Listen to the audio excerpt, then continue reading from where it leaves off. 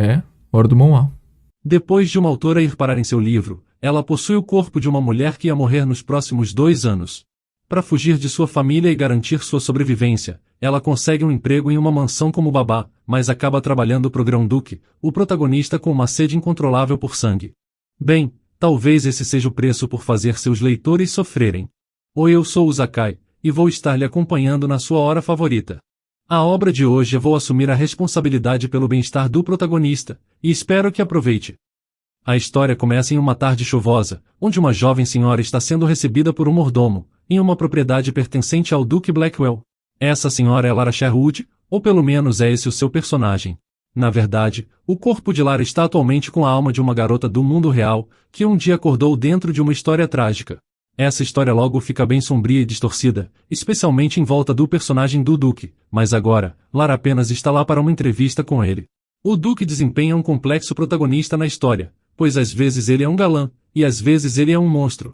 Seu nome é Nocturne Blackwell, um nome que soa perfeitamente dramático, não acha? Aparentemente, Lara que criou isso. Na verdade, ela inventou todo aquele mundo, já que é a autora da história. Você pode pensar que seria divertido estar preso dentro do seu próprio livro, mas Lara não é a protagonista feminina, que está destinada a entrar em um romance distorcido com o Duque. Na verdade, Lara Sherwood é a vilã, desesperada pelo amor de Nocturne, e cega pelo seu próprio ciúme. Depois de muitas tentativas de se interpor entre os protagonistas, Nocturne acaba lhe matando. Então, você pode ver por que ela não está exatamente feliz com seu destino. Quando acorda pela primeira vez nesse mundo, Lara entra em pânico e fica dentro de casa por dias, então ela decide mudar a história de Lara, esperando poder evitar esse mesmo destino. Mas infelizmente, existem alguns obstáculos. O maior obstáculo era sua família maligna. Um outro é que a história não parece estar seguindo o que ela escreveu. Por exemplo, ela descobre da pior forma que Lara tem alergia a trigo sarraceno, um detalhe que ela nunca incluiu no romance. Aparentemente esses personagens têm vontade própria agora que foram trazidos à vida. Esperando comparar a linha do tempo do romance com sua nova realidade, ela pega o diário de Lara, mas antes que possa lê-lo, houve uma batida na porta. Ela tem um visitante inesperado, aparentemente alguém recomendado pelo Duque Blackwell. Mas isso não é uma boa notícia, pois até agora, a autora estava certa que Lara e Nocturne ainda não tinham se encontrado, e ela esperava permanecer viva ou evitando completamente. Bem, parece que esse plano já foi por água abaixo. Uma rápida olhada no diário revela que Lara viu um anúncio para uma posição de empregada na casa dos Blackwell e se candidatou.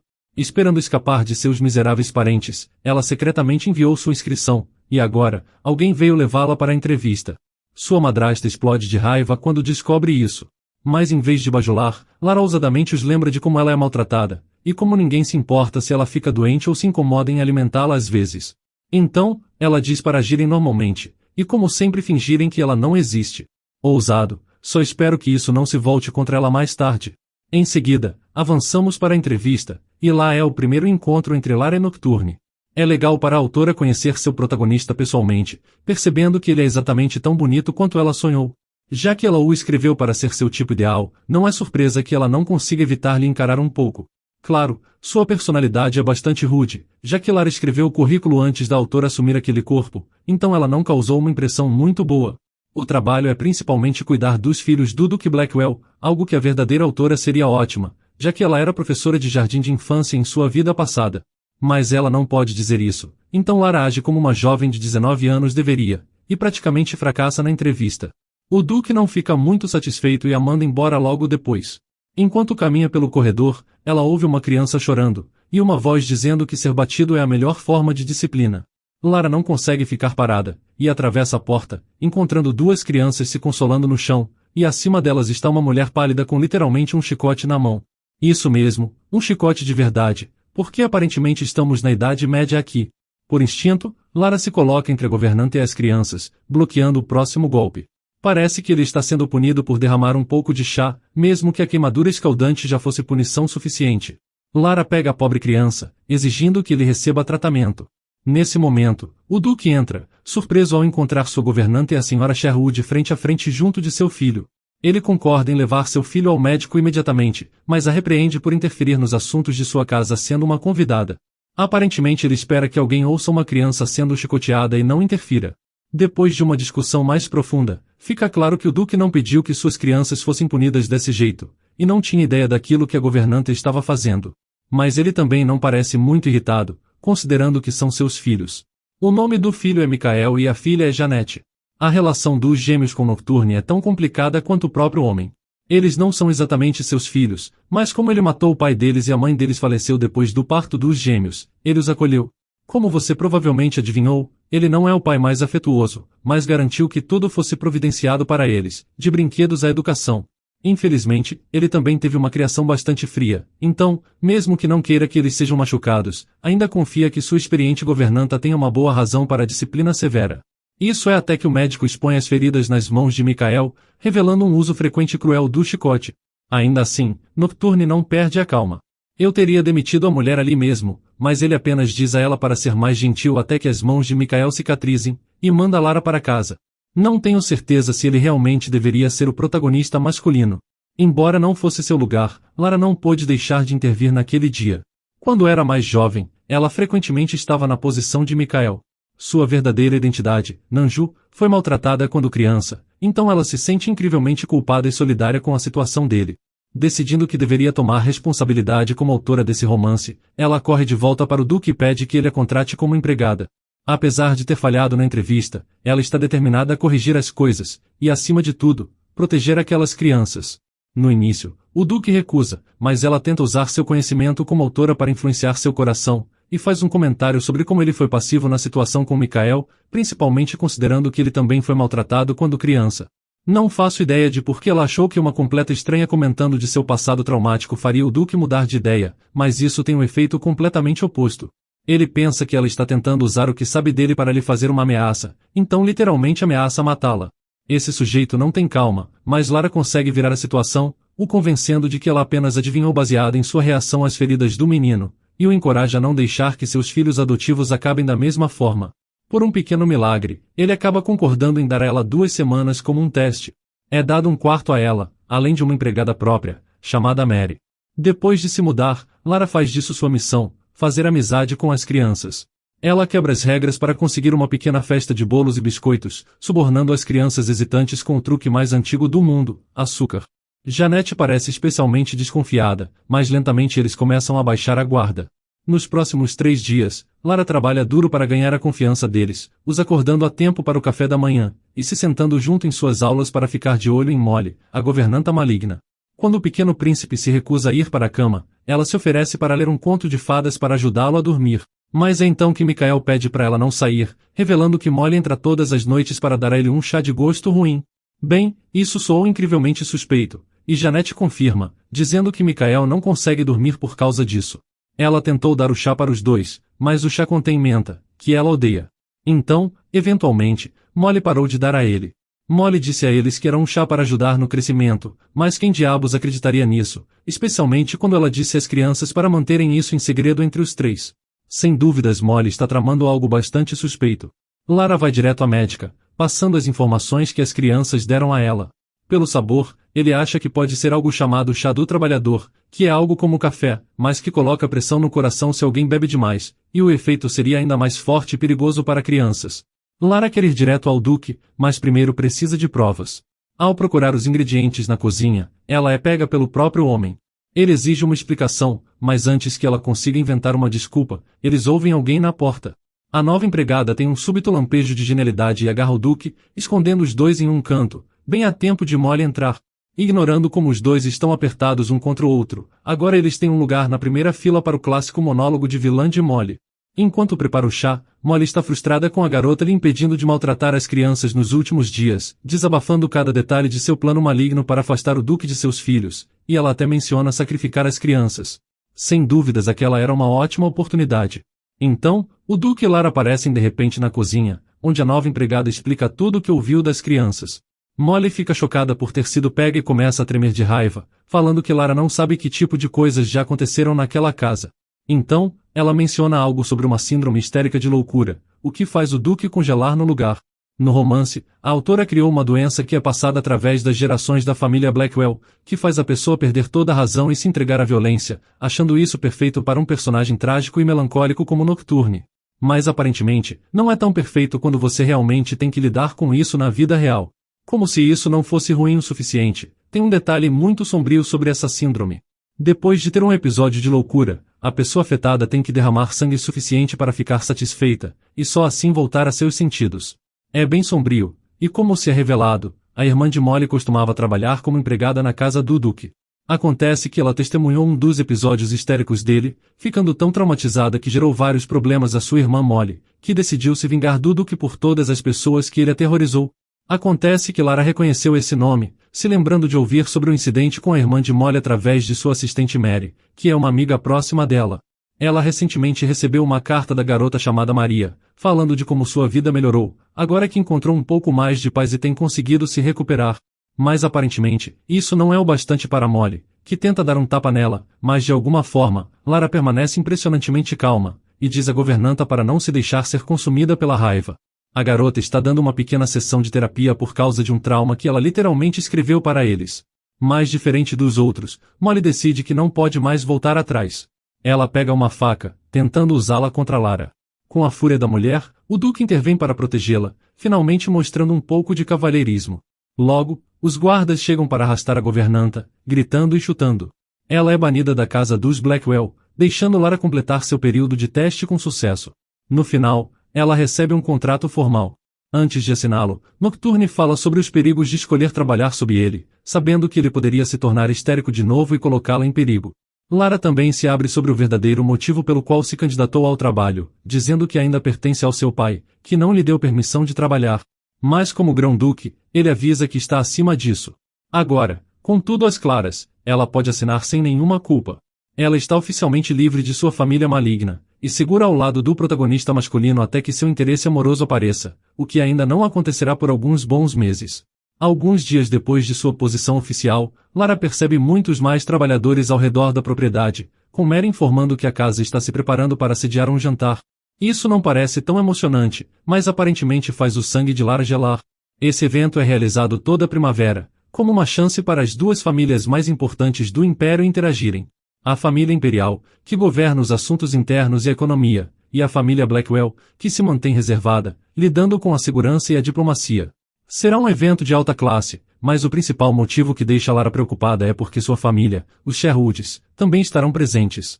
Já que essa também é o banquete onde os filhos do Duque serão formalmente apresentados à alta sociedade, será difícil para Lara não atrair atenção, então, ela decide se disfarçar e fazer disso um jogo para as crianças. Se eles puderem cumprimentar todos os convidados adequadamente e encontrar ela disfarçada entre eles, ela lhes dará um presente, o que eles aceitam animados. No banquete, tudo vai bem até que ela é encontrada por Norman, um dos irmãos Sherwood, que reconhece sua voz. Ele a persegue pelos corredores, tentando olhar melhor para o seu rosto. Parece que ele vai alcançá-la, até que de repente, um braço surge e puxa Lara para dentro de um quarto. Quando Norman espreita, ele encontra sua irmã com o Duque em uma posição aparentemente comprometedora. Assim que Lara recobra seus sentidos, ela o empurra para longe, mas o Duque não se intimida tão facilmente. Claramente, ele a puxou para lá por um outro bom motivo, e esse motivo era pedir a ela em casamento. Não é uma proposta tão ruim, considerando que até pouco tempo ele estava ameaçando matá-la, mas ainda parece um pouco rápido demais. Aparentemente, os convidados passaram a festa inteira discutindo a suposta queda da família Blackwell, e como o Duque atual falhou em se casar, esses rumores se espalharam muito rápido, e propositalmente pela família imperial. Por isso, era importante provar que estavam errados se ele quisesse permanecer poderoso e respeitado. Com Norman derrubando a porta, Lara tem uma decisão rápida a tomar: voltar para sua vida com os Sherwoods, sendo intimidada e ignorada, ou arriscar com o sombrio e violento Duque, virando completamente de cabeça para baixo a história do romance. Mas para Lara, é uma escolha fácil. Ela aceita, e sai da sala com confiança.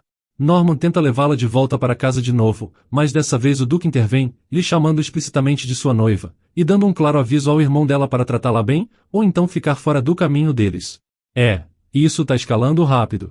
Depois disso, Norman age como um cavalheiro, pedindo educadamente ao Duque para se afastar, para que assim ele possa ter uma palavra com sua irmã.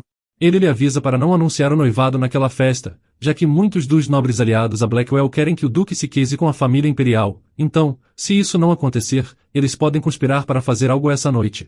Mas quando Lara reúne a coragem para contar ao Duque, ele fica completamente indiferente. Na verdade, ele já sabe que tem um assassino na mansão em algum lugar e tem ignorado isso de propósito para ter o elemento surpresa. Lara quer que ele deixe de lado suas fantasias bobas sobre ser um mestre do combate e lembre que tem filhos, pois se tem um assassino ali, eles estão em grave perigo. Essa é a principal preocupação de Lara, então ela exige voltar imediatamente para a festa. Mas claro, ela não pode mais voltar naquele traje de empregada. Dessa vez, ela será apresentada à nobreza como a dama Lara Sherwood, a futura esposa do Grão-Duque Blackwell. Depois de caminhar de braços dados, ele inesperadamente anuncia seu noivado na mesa de jantar, deixando os nobres e Lara, surpresos. Todos que estavam fofocando sobre sua queda mais cedo, agora estão elogiando o Duque, exceto uma pessoa, que agora está rindo de uma maneira nada natural. Lara não tem tempo para pensar, e entre o personagem suspeito e a satisfação em seu rosto, ela adivinha o final, apenas um segundo antes de acontecer. Então, é justamente quando o lustre em cima dele se solta, ela empurra Nocturne para fora do alcance do metal caindo. Enquanto isso, Lara e o Duque aterrissam seguros a poucos metros de distância. Nocturne então pega ela em seus braços, quando um assassino disfarçado levanta sua faca de repente para atacá-los por trás. Mas o Duque nem sequer se abala, e em vez disso, ele chama por Peniel, o vice-comandante dos Cavaleiros Blackwell, que cuida do assassino em um instante. Agora o Grão-Duque está irritado pelo que aconteceu, e decide terminar logo com sua caçada planejada. Acontece que o banquete tinha outro propósito, e em toda a confusão, eles conseguiram prender alguns dos nobres corruptos com o clã Blackwell. Eles também são alguns daqueles que conspiraram para matá-lo nessa noite. O Duque faz um exemplo deles para os outros convidados, usando os traidores e o heroísmo de Lara para provar que ele não é louco, mas que o nome de sua família ainda está forte. Quando ela acorda, sua família está esperando ao lado de sua cama para entregar outra bela fatia de crueldade. Seu pai não está feliz com o noivado, a chamando de desgraça para o nome da família, o que provavelmente é a primeira vez que alguém diz isso depois que sua filha conseguiu um pedido de casamento de um grão-duque. Mas o homem do momento aparece para afastar todos, bem a tempo para seus filhos chegarem e verificarem como ela está. O Duque se desculpa por anunciar o noivado tão de repente, mas Lara não pode ficar muito brava, afinal, ele rapidamente envolveu seus braços ao redor dela durante a queda, a puxando junto com ele. Se ele não tivesse feito isso, ela teria sido morta pelo lustre e as coisas seriam muito diferentes. O Duque decide lhe dar um tempo de férias para se recuperar, e a deixa sozinha com as crianças, que estão felizes por ela estar bem, e ainda mais felizes por ela ficar por perto por eles. Depois de um merecido descanso na cama, Lara conversa com o Duque para discutir o anúncio do noivado e colocar a vida dela em risco. Mas antes mesmo de abordarem o assunto do casamento, Lara pede ao noivo uma condição inquebrável em seu pequeno arranjo. Caso algum deles se apaixone por pessoas diferentes, ela quer que eles terminem aquilo de forma limpa e tranquila, sem confusões. Aquilo sou um pouco pessimista de dizer apenas 2 dias depois do pedido de casamento, mas como sempre Lara está pensando no enredo. No momento em que ele vira protagonista feminina, Nocturne se apaixonará perdidamente por ela.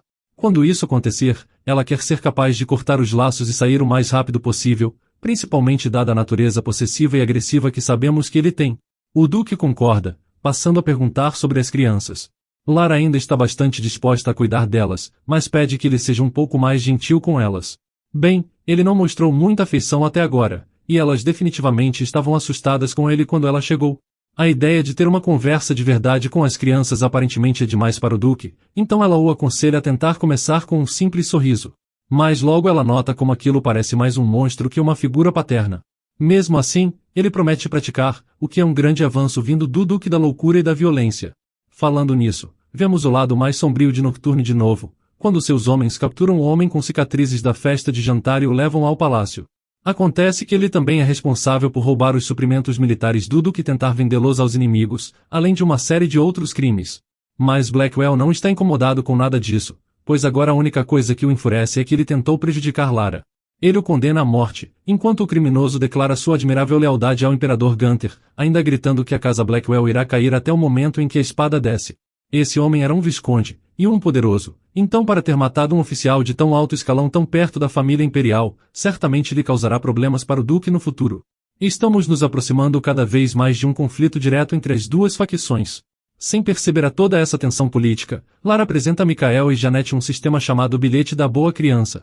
É simples, se eles fizerem coisas boas, recebem um carimbo, e quando enchem o bilhete, Lara lhes promete conceder um desejo.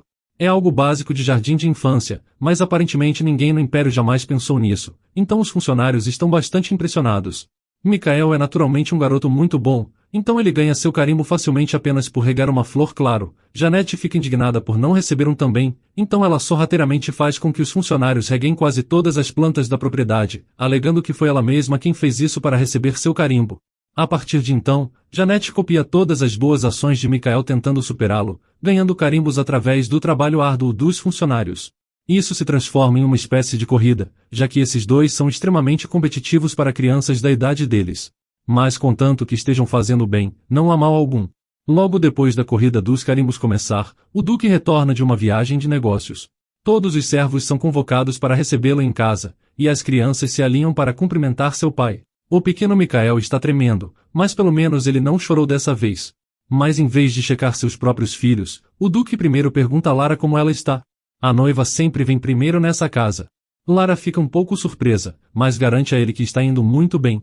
Estoico como de costume, o Duque simplesmente se afasta depois disso, a deixando com as crianças. Menos de meia hora depois, ele a chama para uma conversa tomando chá, algo que ele só fez quando houve um problema com as crianças, ou naquela vez em que ela quase foi assassinada.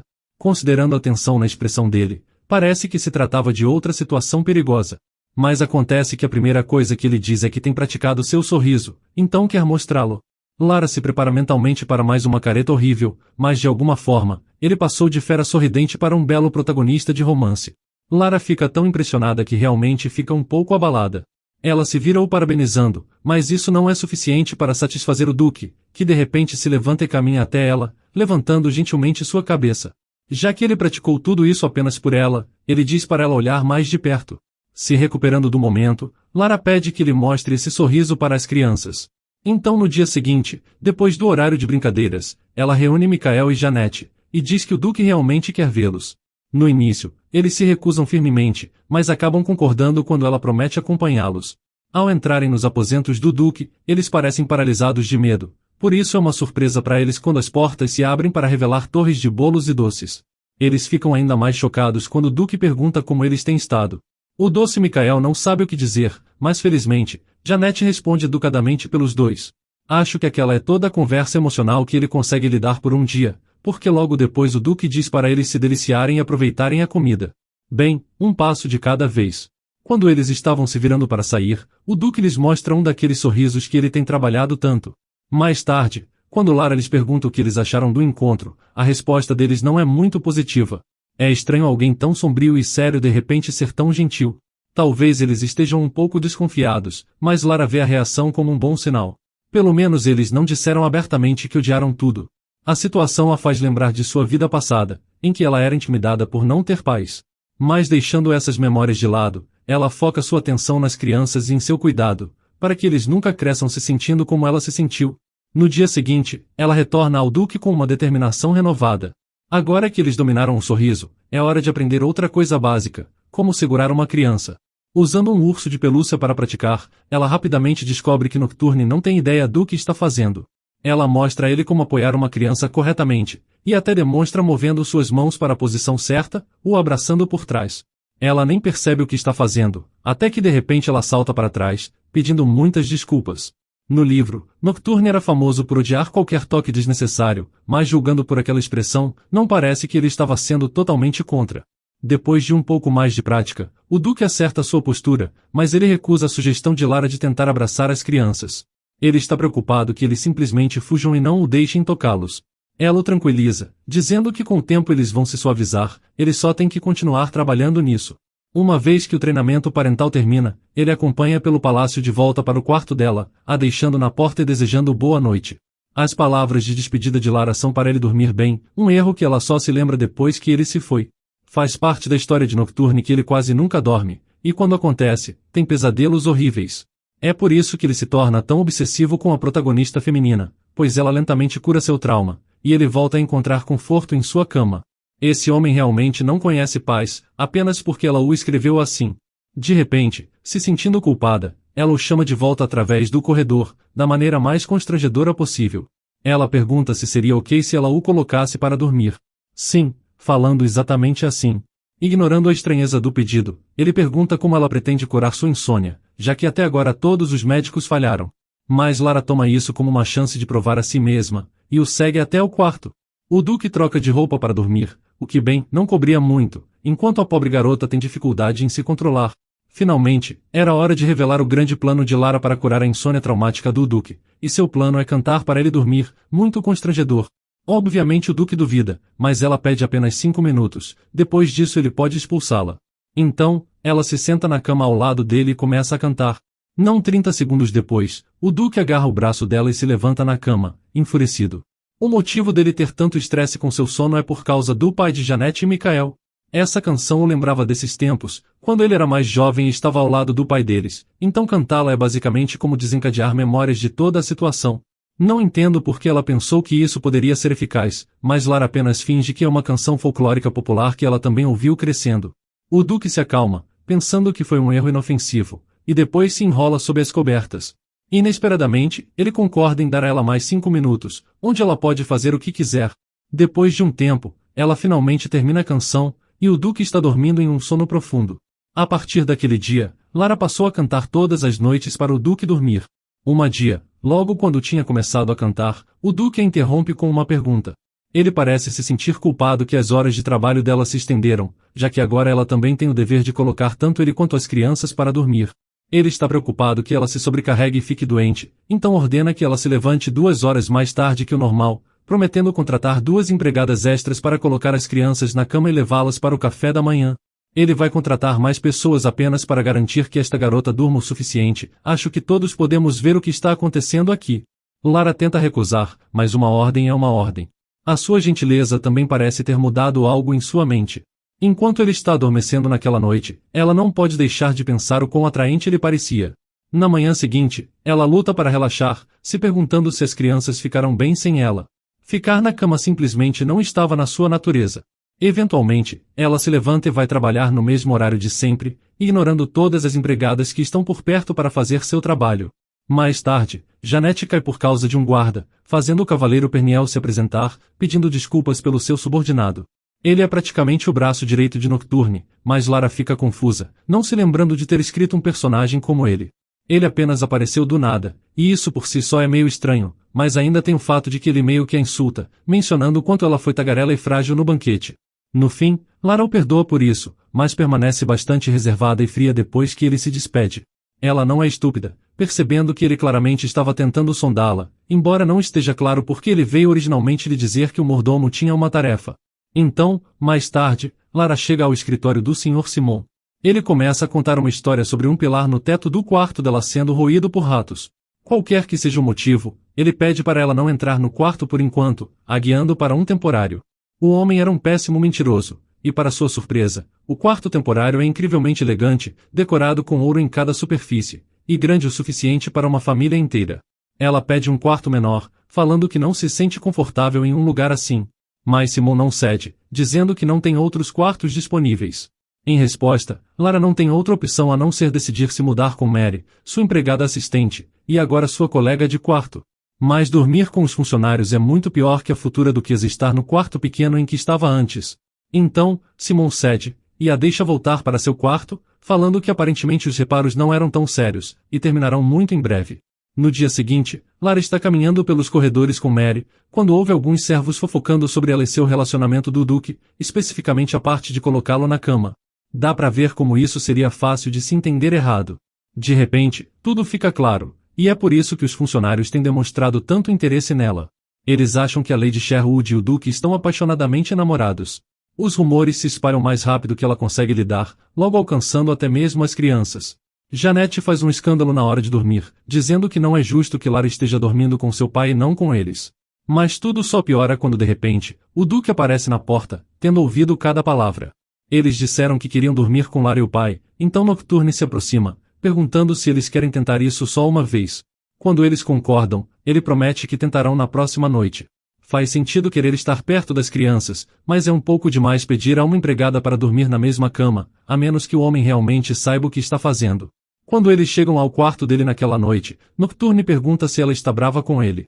Ela responde que claro que não, especialmente porque sabe que ele não tem outra intenção além de ajudá-la a acalmar as crianças. Depois disso, ele fica todo melancólico, achando aquilo uma clara indicação de que foi colocado na friend zone. Mesmo assim, a doce e inocente Lara não percebe nada. Na noite seguinte, as crianças estão todas animadas para dormir com sua empregada favorita, que surge em um lindo vestido de dormir cor de pêssego. Ela os leva para o quarto do Duque, esbarrando nele no caminho. Ele já se formou na escola de sorrisos e abraços de Lara, então consegue pegar Michael com facilidade, dando a ele seu primeiro abraço de pai. Depois desse pequeno sucesso, eles seguem direto para o quarto dele, tentando impedir as crianças de correrem por toda parte e quebrarem as coisas. O Duque também parece não conseguir olhar para Lara em seu lindo vestido com o cabelo solto. Ele está corando bastante, e até faz um comentário sobre o quão bem ela cheirava, passando a mão pelo cabelo dela. Os dois estão se perdendo nos olhos um do outro, quando de repente, o som de algo quebrando do outro lado do quarto os separa. Ótimo momento, Janete. Alguns minutos depois, os quatro estão todos aconchegados na cama, com as crianças já dormindo profundamente. O Duque nem está tentando dormir, e está apenas olhando para Lara. Eles estão tentando ficar quietos pelo bem das crianças, o que os faz parecer uma família de verdade. Mesmo fazendo apenas 3 meses desde que ela chegou, ela já se sente mais próxima deles que de qualquer pessoa de sua vida passada. Mas essa proximidade parece perigosa, especialmente porque ela não está destinada a acabar com o Duque. Mas ele resolve dificultar as coisas, e continua estendendo a mão para tocar os lábios dela, fazendo seu coração saltar. Mas até o menor movimento acorda as crianças, então eles logo desistem de qualquer comunicação, e depois adormecem. Na manhã seguinte, o Duque traz servos para preparar um café da manhã no quarto. É um belo gesto, e o homem diz que foi por ele não estar com vontade de ir até a sala de jantar, mas provavelmente há mais que isso. Ele não diz muito, e também só usa frases curtas, então Lara pensa que ele não gostou muito da noite do pijama. Enquanto está saindo do quarto dele com as crianças, ela pergunta se eles deveriam fazer disso algo de uma única vez, voltando ao normal no futuro, o que ele responde que sim, ficando pensativo depois. Quando eles voltam para o quarto das crianças, Lara pergunta se eles gostaram de dormir com o pai, o que eles surpreendentemente respondem com um sim, sendo mais uma vitória para o projeto Papai Duque. Mas então Michael pergunta quando ela e o Duque vão se casar, para que ela possa ser sua mãe de verdade. As crianças sempre fazem as perguntas mais complicadas. Mas isso a faz se sentir horrível, pois o plano é ir de acordo com o enredo, e assim sair no momento em que a protagonista aparecer. Então, será que eles lhe chamarão de mãe só para que depois eles nunca mais vejam ela? Ela não sabe se ela ou as crianças vão conseguir lidar com isso, e tenta apenas rir da pergunta, prometendo contar a eles mais tarde, com seu coração doendo por manter a verdade longe deles. Alguns dias depois, ela está agindo como se tudo estivesse normal, voltando à sua velha rotina, apesar da mudança contratual em suas horas. Mas Mary finalmente se impõe e diz a ela para descansar, prometendo cuidar das crianças junto das outras empregadas. Aquilo é muito gentil da parte dela, mas a verdade é que Lara estava trabalhando tanto porque queria evitar se lembrar da realidade do enredo, que inevitavelmente acontecerá no momento em que a protagonista chegar. Ela passa um momento pensando nisso, quando Michael e Janete invadem o quarto. Ele finalmente coletou todos os seus carimbos, e o pequeno campeão declara que seu único desejo é um beijo de Lara na bochecha. Bem, isso é fácil de conceder, e ela cumpre seu desejo com um beijo na bochecha, mas o menino atrevido pede mais. Mas Janete quase explode de ciúmes, e logo os três estão correndo pelo quarto, distribuindo beijos em cada bochecha. É uma visão fofa, mas não dá para deixar de pensar que isso só vai tornar as coisas mais difíceis quando ela tiver que ir embora. Alguns dias se passam, e uma carta da família Sherwood chega. Eles já tentaram entrar em contato com a filha várias vezes agora. Nos últimos dias, ela tem recebido 3 cartas por dia, mas ignorou todas elas. Não há nada que esses demônios possam dizer para fazê-la mudar de ideia sobre o noivado. Naquele dia, Lara leva as crianças para um passeio pela cidade, andando pelos mercados. Quando eles retornam à propriedade à noite, ela ouve alguma comoção perto dos portões, saindo para investigar. Era uma mulher loira com uma voz familiar, implorando aos guardas para deixá-la falar com Lara. É a madrasta de Lara, embora ela pareça muito mais desgrenhada que o normal. Por que essa mulher iria até a propriedade do Duque para encontrar a filha que ela tanto odiava? Seu meio-irmão Adolf também está aqui, e justo as 2 pessoas que lhe intimidaram e fizeram sua vida um inferno estão agora implorando aos guardas apenas por uma chance de falar com ela. Lara não sabe o que está acontecendo, e tenta entrar na mansão, mas eles a veem e começam a gritar. Ela pede aos guardas para mandá-los embora, quando de repente Adolf pula o portão.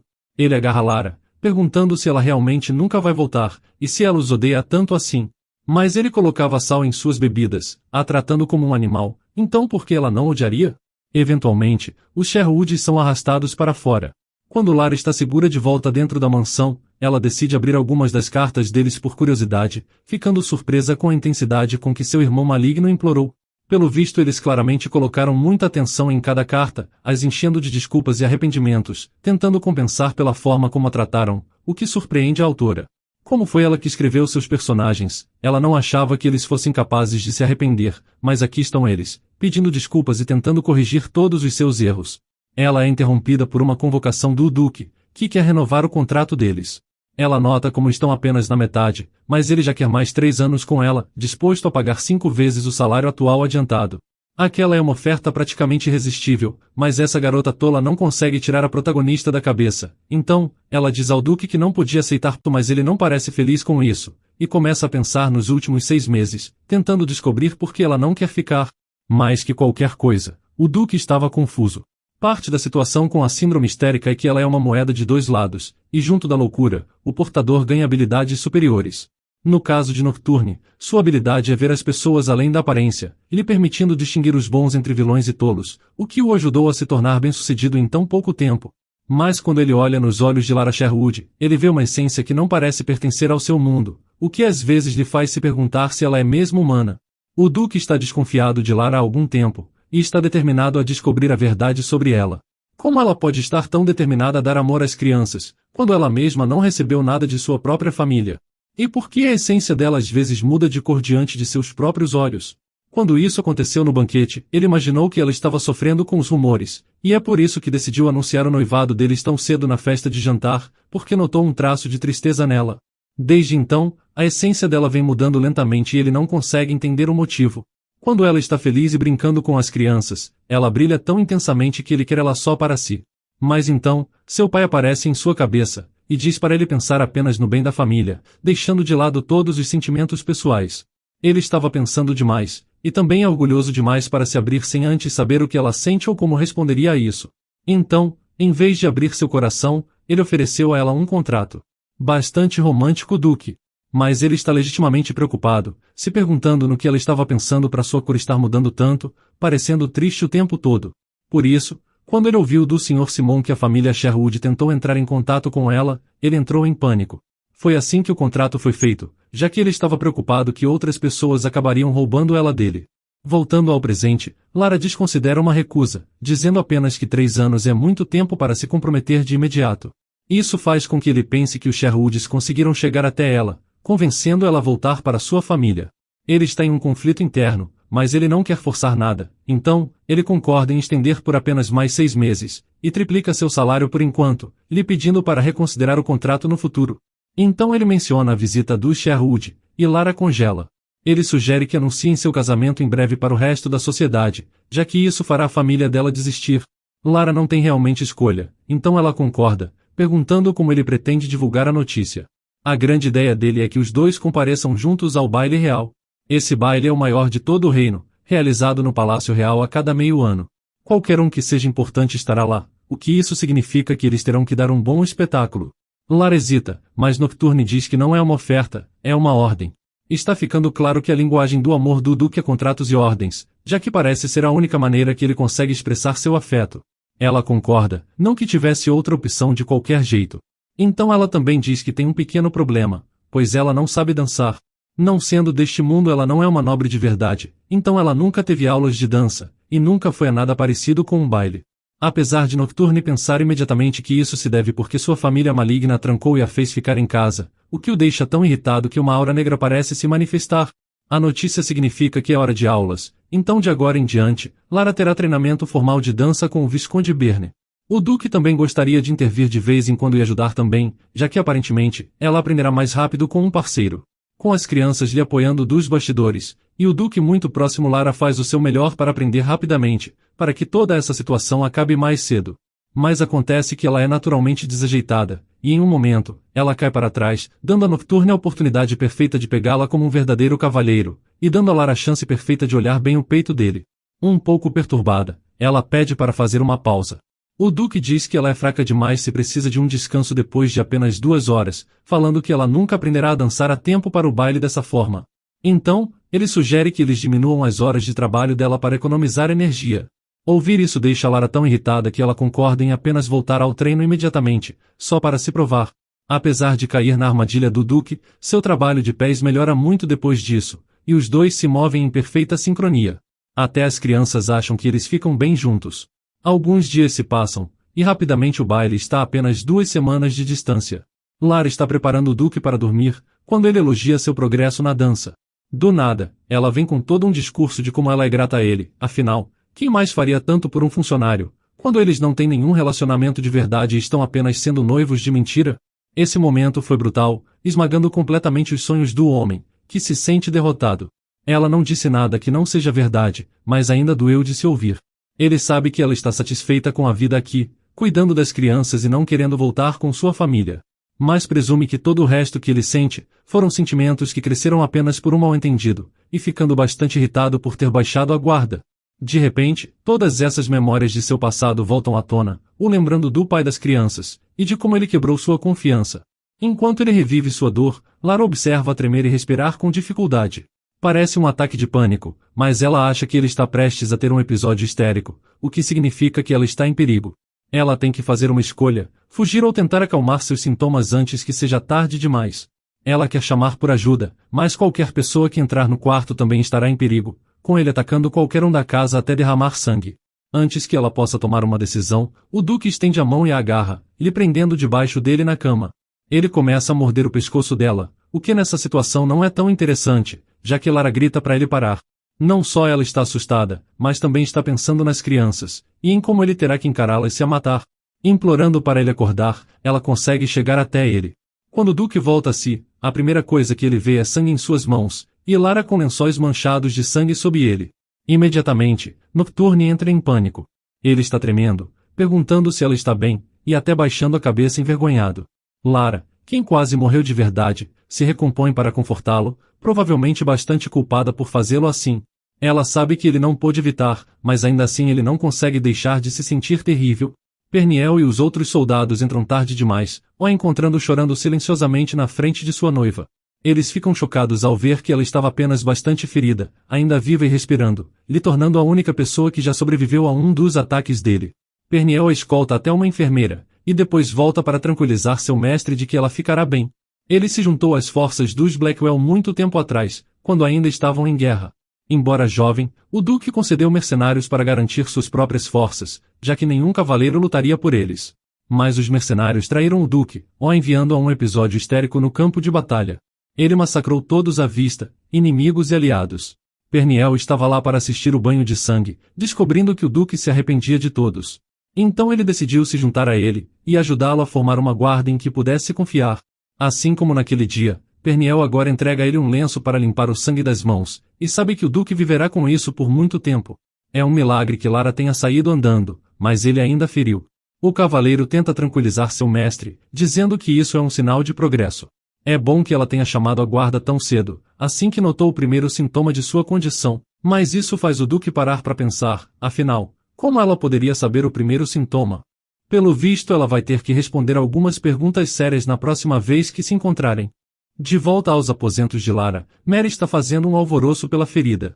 A Lady Sherwood lhe assegura que está bem, enquanto a médica, Frederica, também está surpresa por ela ser a primeira vítima a voltar viva de um ataque. Eles perguntam se algo incomum aconteceu durante o ataque, mas Lara não tem certeza. Mesmo que ela que tenha inventado o personagem e a síndrome, as causas e remédios se inventaram sozinhos, então ela não tem certeza o que exatamente tinha feito para impedi-lo de ir ao extremo com seu desejo de sangue. Assombrada pela expressão em seu rosto, ela quer descobrir mais sobre a síndrome, voltando a falar com Frederica depois do anoitecer. Ela explica exatamente o que aconteceu durante o ataque, passo a passo. Ele só parou depois que ela implorou para ele acordar, mas com certeza outras vítimas já fizeram isso antes, então isso não pode ser especial. Frederica ouve atentamente, e então revela que a síndrome histérica não é uma doença real, ou pelo menos não existia no mundo da medicina. Não se tem casos similares ou ligações com outros distúrbios mentais registrados. Ela não tem evidências, mas Frederica acredita que se Lara ficar ao lado do Duque, sua histeria lentamente melhorará. Ela já iluminou sua casa e ajudou seu relacionamento com seus filhos, então não parece tão improvável. Com isso, Frederica literalmente se ajoelha, implorando a dama para ficar, então, sem pressão para a garota. No dia seguinte, ela tenta ir ver o Duque, mas Peniel a bloqueia na porta, dizendo que ele está com um resfriado leve, e se recusando lhe deixar vê-lo.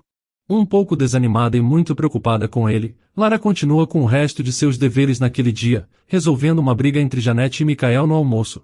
Ela consegue fazer Michael se desculpar por gritar, mas Janete é uma ameaça, pois ela apenas grita de volta e chama o irmão de idiota antes de sair sozinha. Lara decide apenas deixar a garota sozinha por enquanto, e não dá muita atenção, já que agora a principal prioridade dela é procurar por informações sobre a síndrome. Então, ela pede a Mary para cuidar das crianças, e sai para a cidade naquela tarde. Não demora muito para encontrar uma comerciante que vendia ovos. Lara diz a ela que os ovos que comprou pareciam estragados, e pede um reembolso. Então, a comerciante a leva para um canto, onde tem uma passagem secreta para a melhor guilda de informações do Império. Era uma senha meio estranha, mas tudo bem. Escondida atrás de uma mercearia comum estava uma liga de investigadores que formam a Guilda Brecarto. A comerciante se apresenta como Masa, capitã da equipe de ação. Ela quebra um ovo remendado com cera que foi trazido por Lara, e nele contém um pedido para investigar a loucura. Mas imediatamente fica desconfiada e recusa, já que todos no Império sabem sobre a maldição dos Blackwell, então pedir isso é como perguntar a fraqueza do Grão-Duque. Entendendo isso, Lara lhe entrega outro ovo com informações sensíveis que ela tem, e pede que ela pense novamente. Com isso, ela desaparece no andar de cima, onde a autora sabe que está o líder da guilda. Ela não escreveu muito sobre ele, e os únicos traços que ela estabeleceu sobre o líder da guilda era que ele realmente gostava de ovos, e tinha um pouco de obsessão pela terra sagrada e sua santa. Ela adaptou suas informações a esses interesses, e por sorte, parece ter funcionado. Masa retorna depois de falar com o líder da guilda, e concorda em aceitar seu pedido. No caminho de volta para casa, Lara pensa nas vantagens de ser autora, quando ela é derrubada por uma mulher gritando uma série de insultos. Atrás dela, um homem de cabelos prateados aparece, lhe ajudando a se levantar, com uma marca suspeita em sua bochecha. Pelo visto ele é o mulherengo de quem a senhorita se referia. Ele parece muito familiar, mas o homem diz que eles nunca se encontraram antes, apesar dele não perder a chance de flertar, beijando sua mão antes de seguir em frente. Enquanto ela pensa como ele parece familiar, Lara é de repente agarrada por trás no segundo seguinte. Será que aquela cena foi uma armadilha? De volta à mansão, Perniel está fazendo o seu melhor para tirar o Duque do quarto, propondo um monte de coisas horríveis que poderiam ter acontecido com Lara na cidade. Ele estava apenas brincando, sem saber o quão perto aquilo estava da realidade, com Lara sendo sequestrada agora mesmo. Então ela acorda com um cheiro de eucalipto e ovos podres. Amordaçada e amarrada a uma cadeira, ela olha para cima e vê ninguém menos que o líder da guilda de Brecarto, Petro. Parece que sua dica foi um pouco boa demais, o que a colocou em apuros. Eles a desamordaçam, e então ela diz saber que ele é o líder da guilda, Petro, que se vira ao abrir uma janela, lançando a ela um sorriso vitorioso. Ele já suspeitava que ela não era uma nobre comum apenas pelas informações que ela lhe forneceu, mas saber o nome dele era realmente impressionante. Ela não pensou muito antes de revelar suas informações, surpresa ao perceber que eles estavam tão obcecados pela santa que literalmente a sequestrariam para descobrir mais. Mas ela não demonstra seu medo, se mantendo firme e dizendo a Petro que ameaçá-la não o levará a lugar algum. Ele concorda, já que em vez disso ele poderia usar um pacto perigoso, uma maldição ou até magia de confissão. Lara logo entra em pânico no momento em que ouve essas palavras. Um dos membros da guilda está prestes a lançar um feitiço sobre sua cabeça, quando de repente a porta se abre com estrondo para revelar Adolphe. Ela não sabe o que ele está fazendo aqui, mas seu irmão mais novo não hesita, pois dá uma joelhada no rosto do membro da guilda e desamarra Lara. Aparentemente, Adolphe era bastante hábil com uma espada. Em apenas alguns minutos, Petro e seu capanga estão machucados e amarrados no chão. Petro ameaça processá-los, quando então Norma aparece, que por uma incrível sorte, se revela um dos juízes mais jovens do Império, uma espécie de lenda jurídica. Diante de um espadachim e um advogado, Petro vira sua atenção para Lara e implora por seu perdão. Em vez disso, ela lhe oferece um contrato com aquela magia de vinculação de que ele falava. Brecarto teria que encontrar as informações que ela procurava, não estando autorizados a prejudicá-la de forma alguma. Caso eles quebrem isso, bem, ela apenas dirá que os Sherwoods cuidarão disso. Uma vez que essa confusão está resolvida, os irmãos de Lara levam de volta para o homem que tinha dito a eles que ela tinha sido sequestrada, o estranho de cabelos prateados de mais cedo. Mas isso ainda não explica como eles sabiam onde ela estava sendo mantida, então, os garotos explicam a sua versão do que aconteceu. Adolphe e Norman estavam no mercado, e viram ela andando até Masa. Eles viram em qual beco ela desapareceu depois de ir com ela, mas não conseguiram encontrar uma entrada. Então, quando o cara de cabelos prateados se despediu dela mais tarde, ele notou que alguém estava seguindo ela.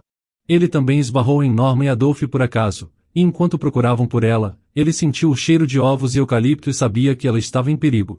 Na verdade, esse cheiro é de uma droga chamada Boa Noite da Deusa, que atuava como um sedativo, frequentemente usado em sequestros. Depois disso eles invadiram o local, e o resto é história. Embora ela esteja irritada com seus irmãos por segui-la, eles a salvaram de uma situação claramente desagradável, então ela agradece a eles, também oferecendo retribuir o favor ao cara de cabelos prateados. Mas ele apenas quer uma chance de ajudá-la novamente, o que soa tão suspeito quanto possível. Pouco antes dela sair com seus irmãos, ele diz o nome dele, Henry. Ele também lhe dá seu contrato na guilda, e diz que ela pode entrar em contato com ele lá no futuro. Uma vez que os Sherwoods estão sozinhos na carruagem, eles começam a querer falar com ela de novo, sendo muito cuidadosos para não ultrapassar limites ou fazê-la se sentir desconfortável. Mas eles são tão sinceros que ela concorda em encontrá-los apenas uma vez, afinal, eles a salvaram. No futuro, ela enviará uma carta quando estiver pronta para conversar, mas por enquanto, pede que parem de segui-la e de tentar invadir a mansão. Tudo parece estar certo nesse mundo, o que é bastante estranho. Lara está se reconciliando com sua família, está segura daquela guilda e foi entregue em casa segura. Só tinha um problema, ela voltou na carruagem do Sherwood, e notou bem isso. Mas é aqui que terminamos o vídeo de hoje, então se você gostou e quer uma continuação, me avise nos comentários escrevendo Doença da Loucura.